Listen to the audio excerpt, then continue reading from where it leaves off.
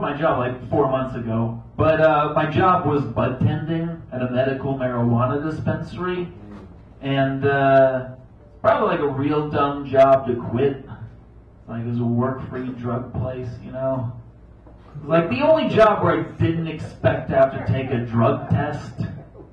Like I guess I just wanted to make sure I was dirty, you know. It's like on the way to the urinalysis, I would smoke tons of weed. I wanted to show I was reliable. Boss saw the test results. He was like, "Whoa, this dude is an expert," you know.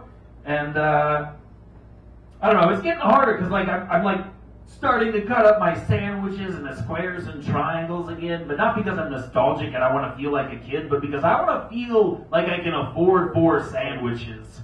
And like it's gotten to the point where like, dude, I should really apply for food stamps, you know. And I'm like, nah, this is way too much work.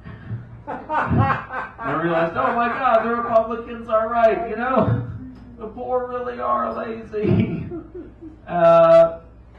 And like in this city, rent is absurdly high. You know, if you're lucky, you can find a 15 by 15 studio apartment for $1,400. If you're lucky, so like needless to say, I am living in a closet under the stairs like Harry Potter, except that I pay $300 a month for the privilege, which is impossible to justify when I have to explain to people, oh yeah, these are not even my coats.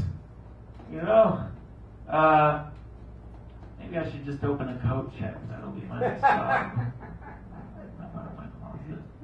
But, yeah, I quit that job because I didn't expect to end up not liking Bob Marley and Pink Floyd as much as I did. You know, like Bob Marley's got that song, Is This Love? Except that he had 13 kids with 9 different women. And I feel like, you know, a more appropriate song title would be, Maybe We Should Talk About This. You know, like, is this responsible? Or just like make the whole song a PSA about weed and call it, I guess it doesn't make you sterile. You know? My beef wasn't really with Bob Marley though, it was more with like the reggae fans, because reggae fans would come in and they're like, you know, hook it up, dude. We're going to a concert. Give us some free weed, man. And I'm like, dude, just go to the concert. Right. That's where all the free weed's gonna be. You know. So yeah, I quit that job, and I don't really have like a reason, like hating Pink Floyd really, except that my boss would just play Wish You Were Here over and over and over again, and I was like, dude, I wish you were somewhere else. Like, get out of here. Oh shit. And like I would go on the reggae forums too, and on the reggae forums, everyone is like, "Them that those man," you know, because like that's how they type. And like one of the questions was, "How do you feel about homosexuality?" And like down the line, thousands of comments were just, "Oh, Ja condemns it, and I think it's pretty gross, but I'm not judging." I was like, "You are the worst at not judging," you know? Like I don't think you know what not judging is, but you were the worst at it. Like, I don't understand how such homophobia can exist in a community whose music genre name is literally half gay. Like, reggae is literally half gay. That's not funny. It's like one child with a speech impediment away from being way gay. You know? Oh, I just listened to the reggae. Number fed. Where to pump me up with the reggae.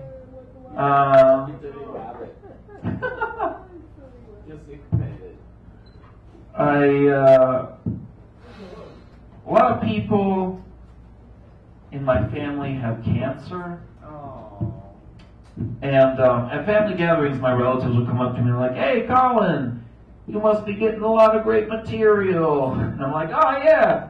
Everybody loves jokes about cancer patients, you know?" And, all right. I just got this. I got to wrap it up. But last year, my grandmother, she actually passed away. And when she died, she had 3 different types of cancer. Oh, shit. And I wish that wasn't the truth. But those are genetics that I want. All right, and I'm not saying that I want to die from 3 different kinds of cancer. I'm just saying it would be nice to know that it would take more than one. Yeah. You know? All right, thanks everyone. And she was over 100 years old, right? That one's still alive. Oh, that was. Oh, She's 101. The older one is. Wow. Yeah. Those are the jeans I want. They should sell those at the Gap. Ladies and gentlemen, please welcome to the stage, Joseph.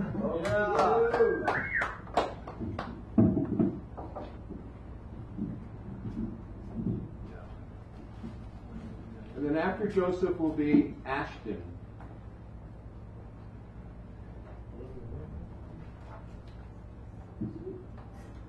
Standing up.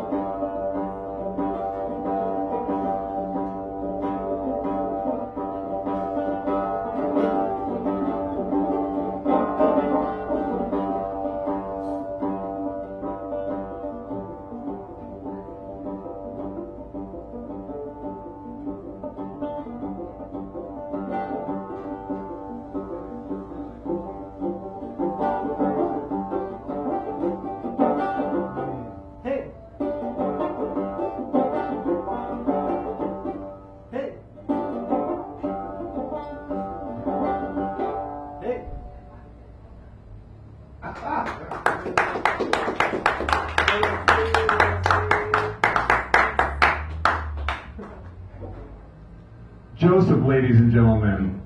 Please welcome to the stage, last but not least, Ashton Tate, ladies and gentlemen. Ashton Tate. Coming up.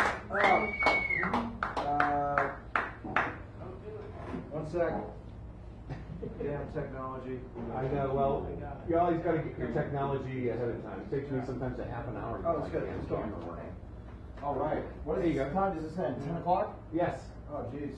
I'm gonna need everyone to laugh extra hard. Okay, twice as fast. Yeah. All right, easy, guys. Come on, say something for the show. Let's laugh loud enough to wake this guy up. That's where you come to. Man, that Colin fella gave me a hernia. Oh yeah. You should probably get that checked out. So, all right, I'm jamming packed 5 minutes of jokes. Let's see how this goes. I was in Florida. I went to a haunted house. Well, it wasn't. I didn't know it was haunted, but we were staying at a hotel, and the lady who worked there, she was like, "You guys should be careful because a man who lived in your same bedroom killed himself 50 years ago. So watch out." And it's like, why would I believe in a ghost if he doesn't believe in himself? Good point. Yeah. And then later that night, I was reading Tony Robbins, and he's like, "Just kill yourself." He didn't say that. He was just like, "Boo, boo." That's stupid. But anyways, been trying to find some love in my life, guys. That's why I came here to you. Love me so I can love random people. That's what I want. Looking for true love? You know where you have to find true love, guys? The internet. That's how it works these days. What about the old days, where you meet a girl face to face? That's how my parents met, and they're still not together. So I thought, all right, I'm gonna try this whole screw the online dating. If you're not getting screwed online, you gotta go in the streets, guys. So what I did is I did speed dating, because that's what it takes these days to find love. Is you just sign up through a website, give them your email, and accept spam until you die. You get spam emails until you die, but hey, it's worth it if you find love. So I was doing speed dating, everyone. I met 18 girls in 18 minutes. Where else could you meet that many people? Am I right, sir? Except maybe here. So I was doing the speed dating, and I got a lot of questions. Like, one question was, what do you think, what's your relationship history like, Ashton? And I was like, I don't think I've ever found true love, and that all of the relationships I've had have been really short, and I've never had a relationship longer than 3 weeks. So I don't think I just don't think I'm gonna find true love. And she was like, wow, that's a lot to say on a 3-minute date. I think our time's up. So that's how that went. 9:55 on my watch. Okay, 9:55? Yeah. Alright. It's a good way to interject. No, it's fine, I understand. 9:55. By his watch. What if he's got a broken watch? He does. He does? On a satellite from the computer. Who's wrong? Who's right? Satellites? Okay. Alright, I'm wrapping it up. So I was downtown in this area where drugs were being sold. Mm-hmm. But one guy, he was on the corner and he was like, I got perks. I got perks. and it's like, is he selling Percocets or is he really proud of who he is? Yeah. Maybe he's got a good personality. He seems to have one. Speaking of good personalities, this doesn't have anything to do with what I just said, but I'm working on my segueing skills. Tried segueing on a segue. It's very hard. That was a segue on a segue about a segue. Jesus, folks. Or usually you have to pay to get this kind of material. We're slow today. Yeah, no, it's fine. So, woo! Really lights up the place. So you know what? Did you guys know that the number 1 fear is public speaking? The number 2 fear is jumping out of a plane. I don't think those two things should be so close together, because I'd hate to be on a plane and have my skydiving instructor be like, "Hey guys, I'm so nervous right now. If you guys have any questions about jumping out of the plane, just let me know. 'Cause I'm really nervous right now. And yeah, that's how I feel. So, all right, last thing, guys. I need to work on my acting skills. They're terrible. I think it'd be cool to be famous. Not like regular famous, but famous to the point where you're on the downslide and like normal people enjoy seeing you mess up. That's not right. Because I mess up all the time, but it's just me here. You know? Like it'd be cool to forget my keys at a party and walk back in and be like, hey guys, I think I forgot my keys. And they're like, oh, fucking Ashton being Ashton again. Look at this guy. That's so cool. I don't think that would ever happen. I'm not sure if it would. But we can only hope. I have had a pretty big year so far. I put out my first sex tape, guys. Yeah, the entire video is out on Vine. So. All 15 seconds of it? 6 seconds. Come on, I worked hard for that. 6 seconds. It's almost a skill to do it in that quick amount of time. You know? It's a skill. All right, guys. Well, that's been it from me. You've been at great Sacred Grounds, and I'll see you again. Ashton Tate, ladies and gentlemen. Sorry we're running so late here tonight, but thank you all for coming. Next week, our feature is Maria. We'll see you at 7 o'clock then. Thank you and good night.